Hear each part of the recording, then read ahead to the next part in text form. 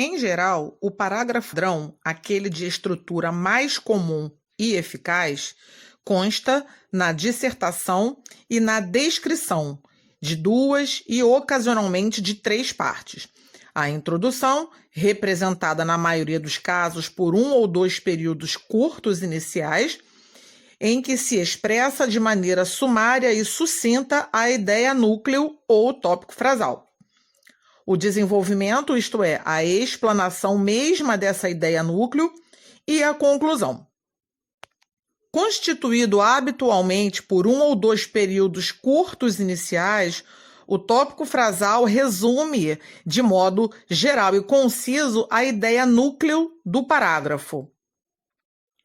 É certo que nem todo parágrafo apresenta essa característica.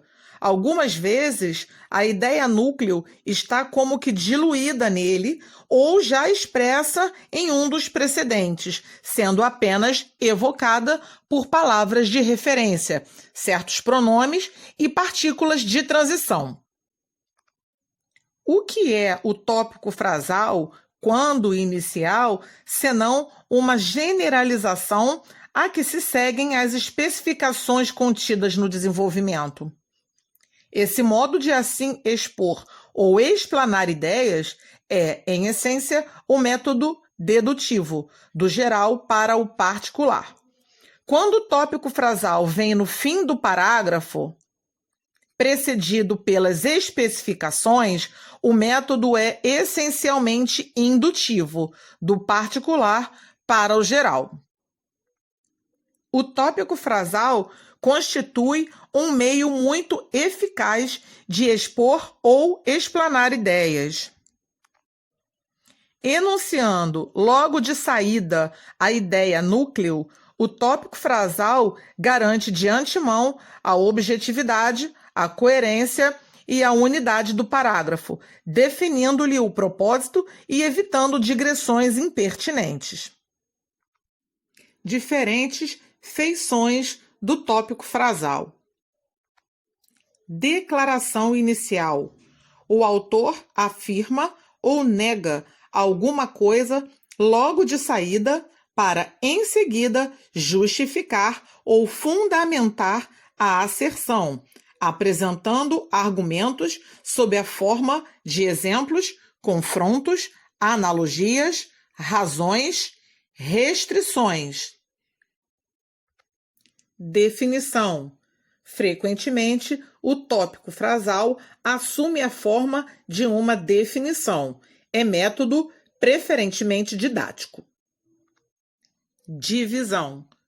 Processo também quase que exclusivamente didático, dadas as suas características de objetividade e clareza. É o que consiste em apresentar o tópico frasal sob a forma de divisão ou discriminação das ideias a serem desenvolvidas. Via de regra, a divisão vem precedida por uma definição, ambas no mesmo parágrafo ou em parágrafos distintos.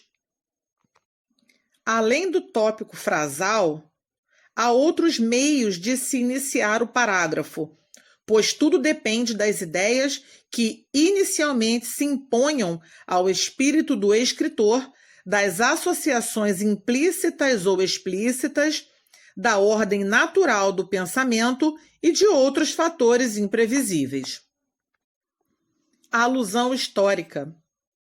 Recurso que desperta sempre a curiosidade do leitor é o da alusão a fatos históricos, lendas, tradições, crendices, anedotas ou a acontecimentos de que o autor tenha sido participante ou testemunha.